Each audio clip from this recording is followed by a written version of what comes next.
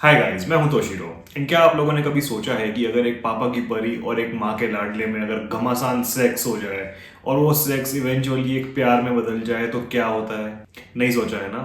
मैंने भी नहीं सोचा था, क्योंकि हमारे पास में करने के लिए और बहुत कुछ है जो ज़्यादा इम्पोर्टेंट भी है और ज़्यादा इंटरेस्टिंग भी है। लेकिन कार्तिक आर्यन और करण जौहर ने मिलकर एक नई मूवी रिलीज की है और इस मूवी को देख के एग्जैक्टली यही आपको फीलिंग आएगी कि ये मूवी क्यों बनाई है और किसने अप्रूव की है। करण जौहर ने हर बार की तरह एक ऐसे टॉपिक से एक स्टोरी बना दी जो एग्जिस्ट ही नहीं करनी चाहिए थी, और एक ऐसी स्टोरी से मूवी बना दी जो किसी को नहीं चाहिए थी, ना किसी को उसके बारे में जानना था।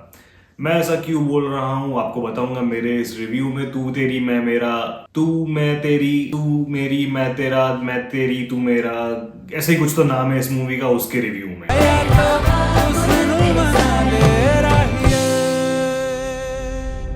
किस्से कहानियां चर्चे दास्तां अधूरे इश्क ही होते हैं। पहली बात तो मैं ये पूछना चाहूंगा कि किस चूतिए ने इस नाम को अप्रूव किया है, क्या सोच के अप्रूव किया है यार।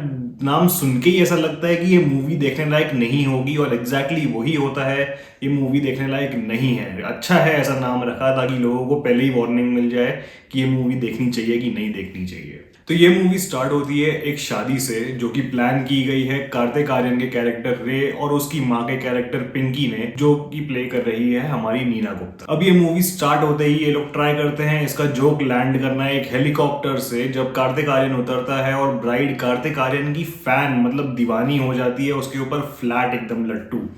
लेकिन एग्जैक्टली जोक तो ये नहीं था कि कार्तिक आर्यन उतरता है, ऑल्दो ये जोक हो सकता था। जोक ये था कि कार्तिक आर्यन के पीछे पीछे एक मोटा लड़का भी उतरता है हेलीकॉप्टर से, जो कि एक्चुअल ग्रूम है उस शादी का।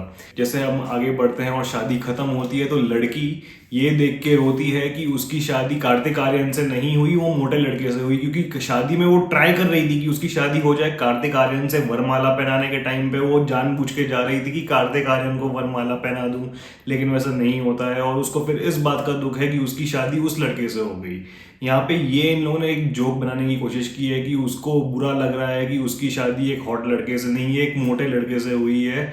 बट ये जोक नहीं था। पहली बात तो तुम लोग एक fat shaming, body shaming glorify करने की कोशिश कर रहे हो, और उसके ऊपर से चलो ठीक है, मेरे को तो फर्क नहीं पड़ता है, तुम लोग फैट शेमिंग करो, बॉडी शेमिंग करो, रेस शेमिंग करो, रिलीजन शेमिंग करो, कुछ फर्क नहीं पड़ता है मुझे। लेकिन अगर तुम कर रहे हो तो एटलीस्ट उसको फनी बनाओ, make sure that it is funny, क्योंकि अगर वो फनी नहीं हुआ तो लोग ऑफेंड हो जाएंगे, और लोग ऑफेंड हो जाएंगे तो तुम्हारी मूवी को बॉयकॉट कर देंगे। ये शादी खत्म करके कार्तिक आर्यन का कैरेक्टर निकल लेता है क्रोएशिया के लिए, क्योंकि वहां पे एक फेस्टिव वीक चल रहा है, क्रोएशिया यॉट वीक करके। रास्ते में वो मिलता है अनन्या पांडे से। अनन्या पांडे इस मूवी के अंदर रूमी नाम का एक कैरेक्टर प्ले कर रही है, जो कि एक राइटर है। Not to confuse her with the 16th century poet और the Iranian director and writer, क्योंकि ये रूमी किसी काम की नहीं है। Love and Ghaghara. घाघरा नहीं, आगरा। पर तुम्हें नहीं लगता घाघरा में लव होता तो कितनी पलंग तोड़ हिट होती है किताब? हाय, तुम बाय एनी चांस यॉट वीक तो नहीं जा रहे ना? So, this is your yacht, ooh la la. You mean we are sharing a yacht? Yeah. अब इवेंचुअली ऐसा होता है कि रूमी भी वहीं जा रही होती है जहां रे जा रहा होता है, और ये लोग मिलते हैं। कोइंसिडेंसेस मतलब इन लोगों ने एक पूरी सीरीज बना दी कोइंसिडेंसेस की, एकदम वैसे ही स्टाइल में जैसे 90s की मूवीज में होता था कि ये लोग पहले तो एक एयरपोर्ट पे मिल गए, दिल्ली एयरपोर्ट पे मिल गए, दिल्ली एयरपोर्ट के बाद में ये लोग सेम दुकान में सेम टाइम पे थे, सेम फ्लाइट में, इनकी बाजू बाजू की सीट्स थी। फिर ये लोग क्रोएशिया पहुंचते हैं और यॉट वीक जाते हैं तो इनको टैक्सी भी बाजू बाजू की मिलती है। वहां पे पहुंच के इनको यॉट भी सेम मिलती है, और यॉट में ऐसा होता है कि बाकी सारे रूम्स टेकन थे और एक रूम टेकन नहीं था, और वही एक रूम इन दोनों को एडजस्ट करके रहना पड़ता है एक दूसरे के साथ में। मतलब इस तरह से इन लोगों ने सीरीज बनाई है। इसके कोइंसिडेंसेस की है कि अगर मेरे को यही देखना था तो प्लीज मुझे DDLJ या मुझे हद कर दिया आपने ही दिखा देते, आपने ये मूवी क्यों बनाई। और फिर बस अभी इन लोगों को यॉट वीक के ऑर्गेनाइजर्स ने बोल दिया सेम केबिन में रहना है, तो अभी इन लोग में सेक्स तो होना ही है। सेक्स हो गया तो उसको फिर प्यार में बदल दिया, और 4 दिन के प्यार को ये लोग ने शादी में बदलने की कोशिश कर दी। तुझे क्या लगता है मैं तेरे पीछे हाथ धो के ऐसे पड़ा होता अगर तेरा नाम रूमी नहीं शोभा होता तो? मेरी माँ का नाम शोभा था। 4 दिन में ये लोग को ऐसा प्यार हो गया कि एक दूसरे के लिए पागल हो गए, शादी करनी है, खत्म कर बस, और कोई नहीं, हमको देखना भी नहीं है किसी और की तरफ। अभी बस 15 मिनट पहले नीना गुप्ता ने कार्तिक आर्यन से कहा कि तू कुछ भी करना लेकिन एक इंडियन लड़की से शादी मत करना, और अभी उनका माँ का लाडला जाके 4 दिन में एक इंडियन लड़की को प्रपोज तक कर चुका है, और वो इंडियन लड़की ने ऑलमोस्ट हाँ बोल दिया, लेकिन बस उसको वापस जाना पड़ा अपने घर, क्योंकि उसके पापा जो कि जैकी श्रॉफ प्ले कर रहे हैं उनको उसकी ज़रूरत थी। अब ये चली जाती है अपने घर वापस, और पीछे पीछे कार्तिक आर्यन पहुंच जाता है आगरा। आगरा पहुंच के ये तुरंत ढूंढ निकालता है कि उस दिन एग्जैक्टली अनन्या पांडे अपनी फैमिली और अपने बहन की होने वाले पति की फैमिली के साथ में ताजमहल घूमने जाती है, और ये ताजमहल जाके भी पता नहीं कैसे तो अपने स्पाइडी सेंस के साथ में ना पता लगा लेता है कि कहाँ पे है अनन्या पांडे, और एग्जैक्टली उधर जाके वो उसको ढूंढ निकालता है। अभी मैं आपको वैसे एक बात बताऊं कि मैं ताजमहल जा चुका हूं, और मैं ये बात कहना चाहूंगा कि ताजमहल इतना बड़ा है कि वहां पे 2 लोग अपनी पूरी जिंदगी निकाल सकते हैं और शायद कभी एक दूसरे की शक्ल ना देखें, लेकिन ये लोग पता नहीं कैसे तो 2 मिनट के अंदर अंदर एक दूसरे को ढूंढ लेते हैं। ये इलॉजिकल बात नहीं है। इलॉजिकल बात ये है कि कार्तिक आर्यन इसके अंदर एक वेडिंग प्लानर है, और वेडिंग प्लानर होके वो क्या क्या करता है मैं आपको बताऊंगा अभी। ये मूवी कम लगती है और एक्सटेंडेड एडवर्टाइजमेंट ज्यादा लगता है, क्योंकि हर बात पे ये लोगों ने ऐड चालू कर दिए। कभी लैक्मे की सनस्क्रीन का ऐड चला देते हैं, तो कभी ये लोग क्रोएशियन टूरिज्म का ऐड चला देते हैं। एक पॉइंट पे तो ऐसा भी दिखा दिया इन लोगों ने कि क्रोएशिया में एक कॉन्टिनेंटल रेस्टोरेंट में कार्तिक आर्यन ने जाके शेफ से थेपला बनवाया, क्योंकि अनन्या पांडे को वहां का खाना अच्छा नहीं लग रहा था।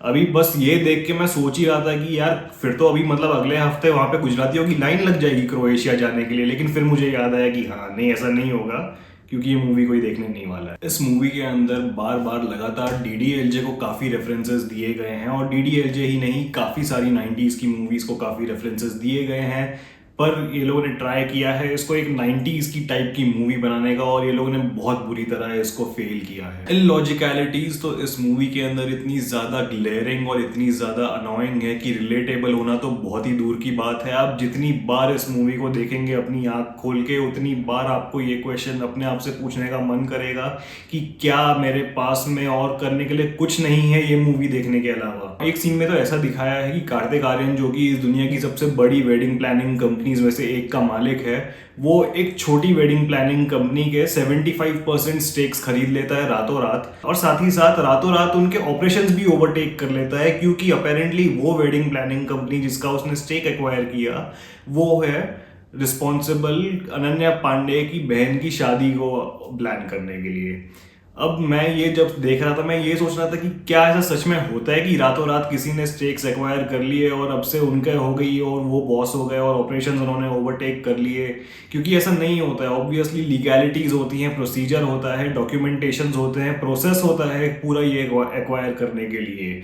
आपके लॉयर्स उनके लॉयर्स मिलके बात करेंगे, क्लॉजेस डिस्कस करेंगे, किसकी क्या रिस्पॉन्सिबिलिटीज होंगी, क्या ड्यूटीज होंगी, क्या राइट्स होंगे, क्या लिबर्टीज होंगी, किसको क्या दिया जाएगा क्या नहीं दिया जाएगा। आपने 75% स्टेक एक्वायर किया है, 100% तो नहीं किया है, तो 25% जो उनका है वो क्या है वो भी डिपेंड करता है क्या नहीं है। ये सब कुछ मैनेज किया जाता है, सब कुछ डिस्कस किया जाता है before you come to a conclusion to buy a company. अभी अगर हम आज के करंट सिनेरियो के हिसाब से देखें तो नेटफ्लिक्स और वार्नर ब्रदर्स की डील पिछले 3 महीने से चल रही है। वो लोग आज तक डिस्कस कर रहे हैं कि वो लोग क्या लेंगे क्या नहीं लेंगे, किसके पास क्या लिबर्टीज होंगी, क्या क्रिएटिव राइट्स होंगे, और ऐसा ही होता है। रातों रात कोई कंपनी दूसरी कंपनी को एक्वायर नहीं कर पाती है। और ये तो धर्मा की मूवी है, धर्मा को तो ये बात सबसे ज्यादा समझ में आनी चाहिए। क्या आदर पूनावाला ने तो तुम्हारे मेजॉरिटी राइट्स रातों रात एक्वायर किए थे? टाइम लगा था ना, एक प्रोसेस हुआ था, उन्होंने वो प्रोसेस फॉलो किया, उसके बाद में अब जाके वो तुम्हारी कंपनी के मेजॉरिटी ओनर है। एक और चीज ये है कि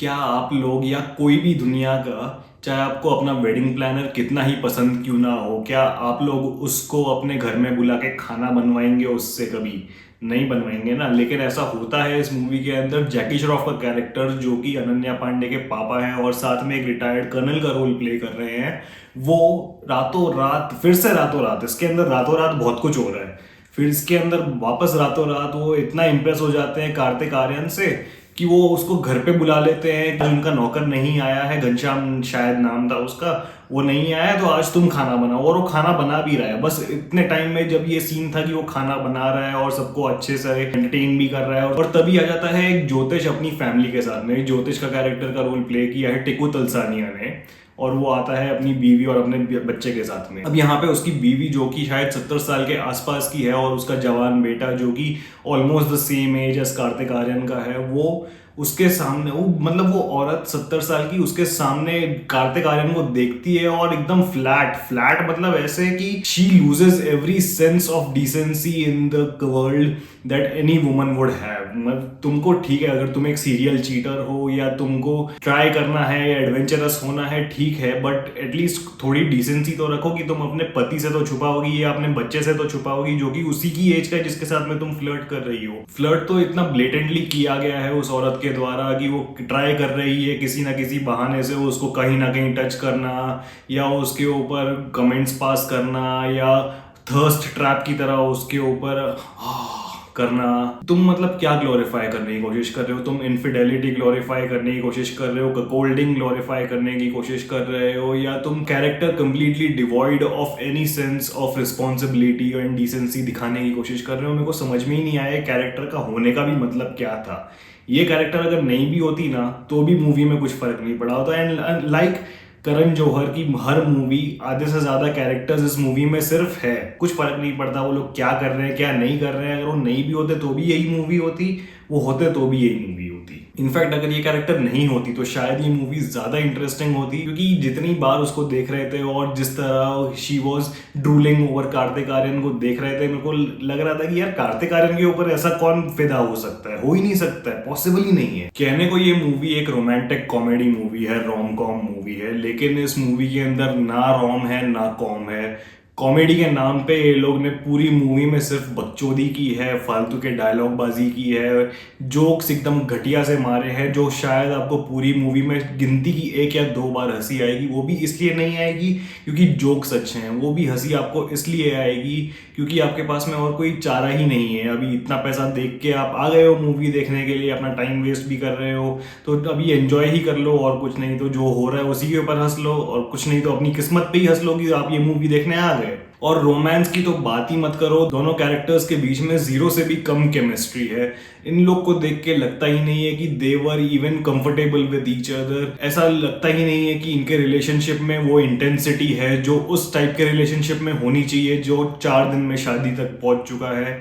इंटेंसिटी तो बहुत दूर की बात है, इन दोनों को देख के तो ये तक नहीं लगता है कि ये दोनों अपने रिलेशनशिप में सेम पेज पे भी हैं। परफॉर्मेंसेस की अगर हम बात करें तो कार्तिक आर्यन तो is known for giving bad performances, क्योंकि he is not a good actor, he is not a good looking actor, he is not a good actor. मेरे को इनफैक्ट आज एक इंसान ने पूछा कि कार्तिक आर्यन इंडस्ट्री में क्यों है, क्यों उसको काम मिल रहा है, और मेरे पास आंसर नहीं था क्योंकि मुझे भी नहीं पता उसको काम क्यों मिल रहा है। किसी को नहीं देखना, किसी को नहीं जानना, किसी को नहीं सुनना कार्तिक आर्यन के बारे में, लेकिन फिर भी कांस्टेंट उसको काम भी मिल रहा है और कॉन्स्टेंटली वो न्यूज में भी छाया हुआ रहता है। और इस मूवी में भी उसने गंदी परफॉर्मेंस दी है। Ananya Pandey on the other hand, she has given us some average performances in the past, लेकिन इस मूवी में उसने भी गंदी दी है। ऐसा लग ही नहीं रहा था कि ये दोनों इंटरेस्टेड भी हैं इस मूवी को करने में, और अगर इंटरेस्टेड हैं तो इनको शायद प्रिपेयर नहीं करवाया था इसके लिए। नीना गुप्ता और जैकी श्रॉफ जो कि वेटरन एक्टर्स हैं, मैं उन दोनों की बहुत इज्जत भी करता हूँ और उन दोनों को बहुत लाइक भी करता हूँ क्योंकि उनकी पर्सनैलिटीज काफी लाइकेबल है और उनके काम भी बहुत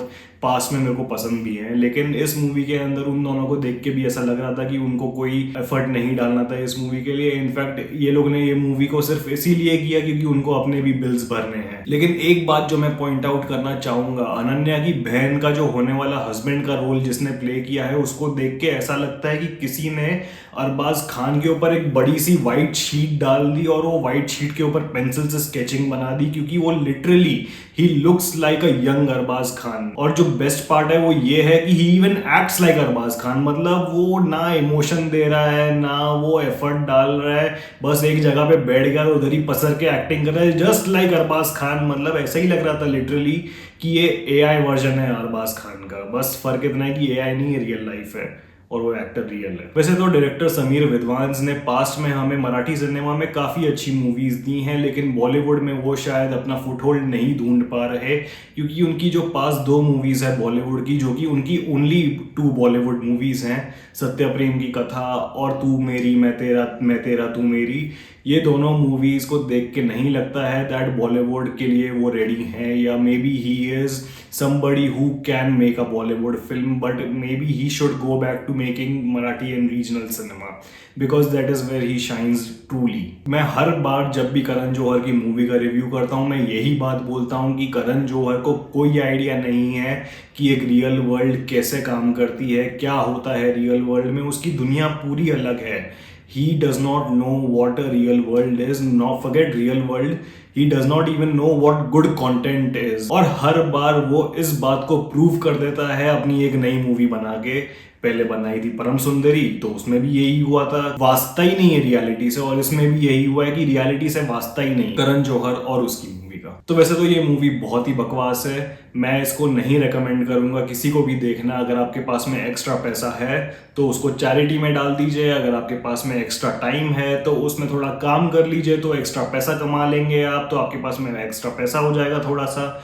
और अगर आपके पास में एक्स्ट्रा टाइम और पैसा दोनों है तो आप कुछ और कर लीजिए, कहीं पे पार्टी में चले जाइए, या किसी दोस्त को मिलने चले जाइए, या अपने पेरेंट्स को ही मिल लीजिए, या और कुछ नहीं तो है ना कहीं पे वॉलंटियर वर्क कर लीजिए, वो ज़्यादा इंपॉर्टेंट और ज़्यादा इंटरेस्टिंग भी होगा ये मूवी देखने की जगह। मैं इस मूवी को 1 टाइम वॉच भी नहीं बोलूँगा। तो ये था मेरा रिव्यू इस मूवी का। अगर आपको वीडियो अच्छा लगा तो लाइक कीजिए, शेयर कीजिए और सब्सक्राइब कीजिए।